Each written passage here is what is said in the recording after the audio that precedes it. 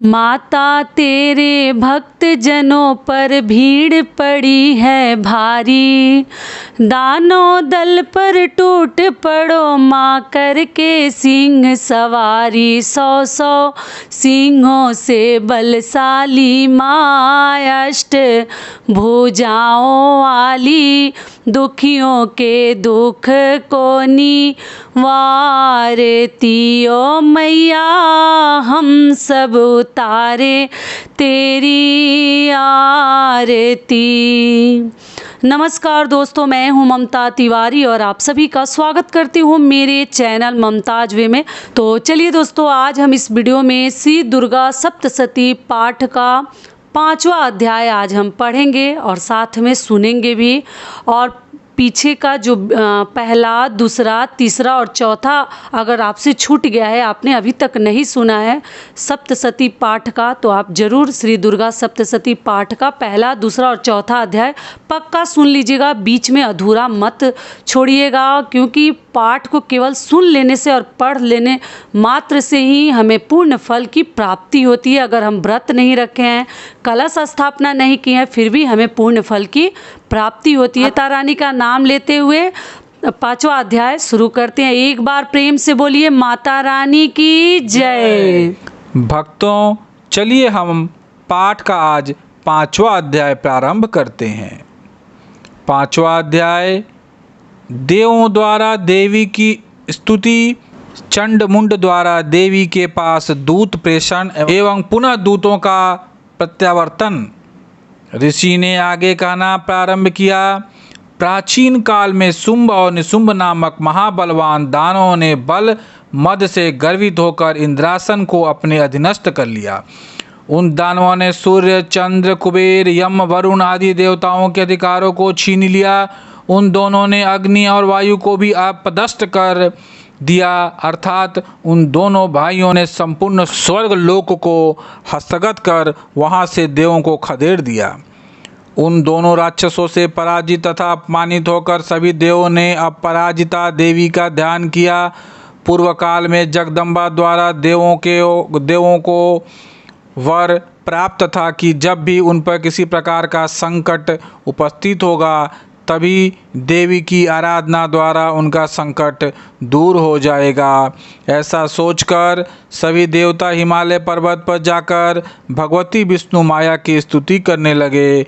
देवताओं ने कहा, देवी को नमस्कार हो, महादेवी शिवा को हम सभी का प्रणाम हो, प्रकृति एवं भद्रा को नमस्कार हो। हम लोग नियम पूर्वक जग जननी जगदम्बा की वंदना करते हैं। रौद्रा, नित्या, गौरी एवं धात्री देवी को मेरा बारंबार नमस्कार है। ज्योत्सनामयी, चंद्र रूपणी तथा सुख स्वरूपणी देवी को मेरी सतत वंदना है। शरणापन्नों के लिए कल्याणमयी विधिकरी एवं सिद्धि स्वरूपणी देवी को हम सब लोग बार बार प्रणाम करते हैं। नैऋति राजाओं की लक्ष्मी तथा सवार्णी स्वरूपणी जगदम्बा को हम सब नतमस्तक होकर अभिवादन करते हैं। दुर्गा, संकटहारिणी, सर्वसारभूता, सर्वकारिणी ख्याति कृष्णा और धूम्रा देवी को मेरा सदैव नमस्कार है।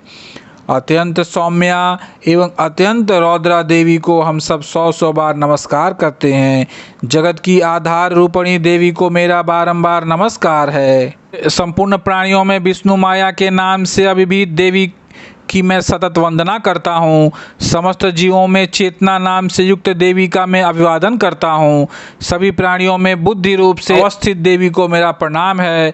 समस्त जीवों में निद्रा रूप में स्थित देवी की मैं वंदना करता हूँ।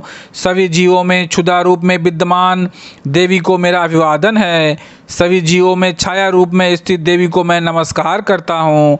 जो सभी प्राणियों में शक्ति, तृष्णा एवं शांति रूप से अवस्थित है, उन देवी को मैं बारंबार अभिवादन करता हूँ। सभी जीवों में जाति तथा लज्जा रूप से विद्यमान रहने वाली देवी को मैं बार बार नमस्कार करता हूँ। सभी जीवधारियों में शांति, श्रद्धा एवं कांति रूप में अवस्थित देवी को मैं नमस्कार करता हूँ।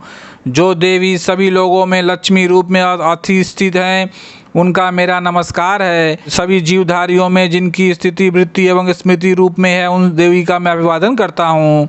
सभी जीवधारियों में दया रूप में स्थित देवी को मेरा नमस्कार है। सभी लोगों में तुष्टि रूप से परिव्याप्त रहने वाली देवी को मेरा नमस्कार है। इस सृष्टि में जिसकी स्थिति मात्र एवं भ्रांति रूप में होए है, उन देवी को मेरा प्रणाम है। सभी प्राणियों में व्याप्त इंद्रियों की अधिष्ठात्री देवी को मैं नमस्कार करता हूँ। जिनकी व्याप्ति इस सृष्टि में चैतन्य रूप में है, उन देवी को मेरा नमस्कार है। प्राचीन काल में अपनी इष्ट सिद्धि के लिए देवों ने जिनकी स्तुति की थी तथा चिरकाल तक देवराज इंद्र ने जिनका सेवन किया, वह कल्याणदात्री ईश्वरी हमारा हित एवं मंगल करे तथा मेरे पर आई हुई विपत्तियों का निवारण करे। इस समय दैत्यों के अनाचार से पीड़ित होकर हम सभी देवता जिन परमेश्वरी को प्रणाम करते हैं तथा जो व्यक्तियों द्वारा सदान्वित होकर स्मरण करने के बाद उनके समस्त संकटों का निवारण करती है, वे ही जगदम्बा मेरे कष्टों को ही दूर करे। इसके बाद ऋषि ने कहा, हे राजन, देवताओं द्वारा जिस समय वहाँ स्तुति पाठ हो रहा था, उसी समय पार्वती जी भी ने वहाँ गंगा स्नार्थ पदार्पण किया था। मनोहारी भ्रिकुटी से युक्त उन भगवती पार्वती ने देवताओं से पूछा, आप लोग यहाँ पर किसका स्तुति गान कर रहे हैं? तब उन्हीं के शरीर कोश से निर्गत शिवा देवी ने उत्तर दिया, ये सभी देव युद्ध में शुंभ निशुंभ नामक दैत्यों से अपमानित एवं पराजित होकर मेरी ही स्तुति कर रहे हैं। पार्वती जी के शरीर कोश से ही अंबिका देवी की उत्पत्ति हुई थी, इसलिए वे त्रैलोक्य में कौशिकी नाम से संबोधित की जाती हैं। कौशिकी के उत्पत्ति के बाद पार्वती जी के शरीर का रंग काला पड़ गया, इसीलिए हिमालय पर निवास करने वाली कालिका देवी के नाम से प्रसिद्ध हुई। तदंतर शुंभ निशुंभ के अनुचर चंड मुंड ने आकर परम मुग्धकारिणी रूप वाली अंबिका देवी को देखा। देवी का अवलोकन करने के बाद ही उन्होंने शुंभ दैत्य में से जाकर कहा, महाराज, मैंने हिमालय पर्वत पर एक अति सुंदरी स्त्री को देखा है। उसकी कांति से हिमालय आलोकित हो रहा है। वैसी अदिंद सुंदरी को हम कभी किसी ने नहीं देखा होगा। हे दानवराज, आप पता लगाकर उस स्त्री को ग्रहण कर लीजिए। उस स्त्री के समस्त अंगों की शोभा वर्णनातीत है और अपनी अंग प्रभा से ही वह संपूर्ण दिग्दिगंतों को प्रकाशित कर रही है। अभी तक वह हिमालय पर ही विद्यमान है। आप चलकर स्वयं उसे अपनी आंखों से देख सकते हैं।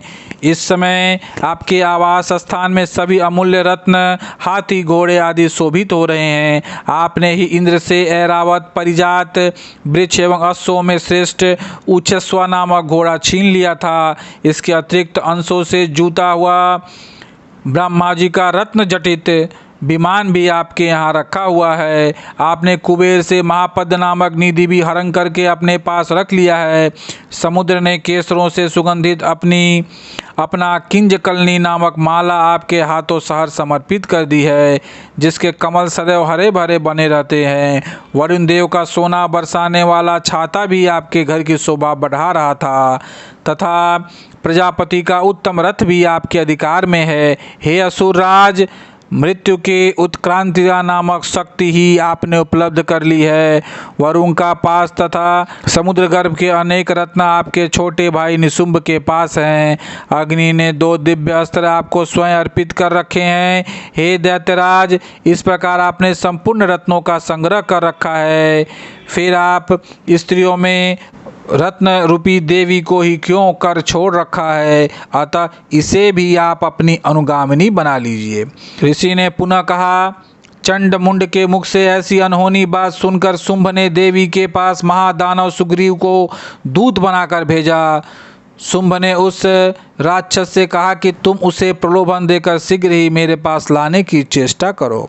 शुंभ का आदेश मिलते ही वह दानव पर्वत के उस रमणीक भाग में आ गया जहाँ देवी पहले से ही विराजमान थी। जब शुंभ के दूत ने देवी से मधुर वचन में कहा, दूत ने देवी से कहना प्रारंभ किया, हे देवी, इस समय दैत्यराज शुंभ ही इस त्रैलोक्य के एकमात्र अधिपति हैं। उन्हीं का भेजा हुआ मैं एक दूत के रूप में तुम्हारे सम्मुख उपस्थित हुआ हूँ। सभी देवगण उनकी आज्ञा का पालन बिना प्रतिरोध करते आए हैं। कोई भी उनका आदेश नहीं टाल सकता है। उन्होंने संपूर्ण देवों पर विजय प्राप्त किया है। तुम्हारे लिए उन्होंने जो संदेश मुझसे कहलवाया उसे तुम ध्यान देकर सुनो। दानवराज ने कहा कि इस समय सारी सृष्टि में मेरी वशीभूत है। देवता भी मेरी बात का उल्लंघन नहीं कर सकते हैं। संपूर्ण यज्ञों का मैं पृथक पृथक रूपों से भोगता हूँ। त्रिलोकी के समस्त श्रेष्ठतम रत्न मेरे ही पास उपलब्ध हैं। देवराज इंद्र का सर्वश्रेष्ठ वाहन ऐरावत हाथी मेरे ही पास है। क्षीर सागर के मंथन काल में प्राप्त उच्च सवा नामक अश्वरत्न देवताओं ने मुझे दे डाला है। इनके अतिरिक्त नागो गंधर्व या देवों के पास जितने अमूल्य निधि थे वे सब मेरे अधीन हैं। हे देवी, हम लोग तुम्हें नारियों में रत्न मानते हैं, अतः तुम हमारे पास चली आओ, क्योंकि उन दुर्लभ वस्तुओं का उपभोग करने वाला एकमात्र मैं ही हूँ। हे चंचलाक्षी, तुम मेरे या मेरे महाबलवान भाई निशुंभ के पास रहकर सुर दुर्लभ सुखों का उपभोग करो, क्योंकि तुम रत्न स्वरूपा हो। मेरा वरण करके ही तुम अतुल संपत्ति की अधीश्वरी बन सकती हो। तुम अपनी समझ से काम लो और मेरी पत्नी बनना सहर्ष स्वीकार करो। तब ऋषि ने कहा, दूत द्वारा ऐसी बात सुनकर कल्याणकारिणी भगवती दुर्गा अपने मन में गंभीर भाव से मुस्कुराते हुए उस दूत से बोली। देवी ने दानव दूत से कहा, हे दूत, तुमने जो कुछ भी मुझे बताया है वह अक्षर सत्य है, इसमें तनिक भी संदेह नहीं है। इस समय त्रैलोक्य का स्वामी शुंभ तथा उसी के समान पराक्रमी उसका भाई निशुंभ ही है, किंतु इस विषय में मैंने प्रतिज्ञा की है कि उसे भला मैं कैसे तोड़ सकती हूँ। मैं अपना संकल्प तुम्हें बताती हूँ। जो भी प्राणी मुझे समर में पराजित करेगा, मेरे दर्प को दर्पित करेगा तथा जो पराक्रम और शौर्य में मेरे ही समान होगा, उसी से मैं अपना विवाह करूँगी। ऐसा ही मेरा संकल्प है। इसलिए यहाँ शुंभ निशुंभ आकर मुझे जीत लें तो मैं शीघ्र ही उनको पति रूप में वरण कर सकती हूँ, अथवा इस कार्य में विलंब करना ठीक नहीं है। देवी की बात सुनकर दूत ने कहा, हे देवी, तुम्हारी बातें केवल दंभपूर्ण है, लड़ने की तो कल्पना भी नहीं की जा सकती है। इस विश्व में ऐसा कोई जीवधारी नहीं जो शुंभ निशुंभ के सामने खड़े होने की सामर्थ्य रखता हो।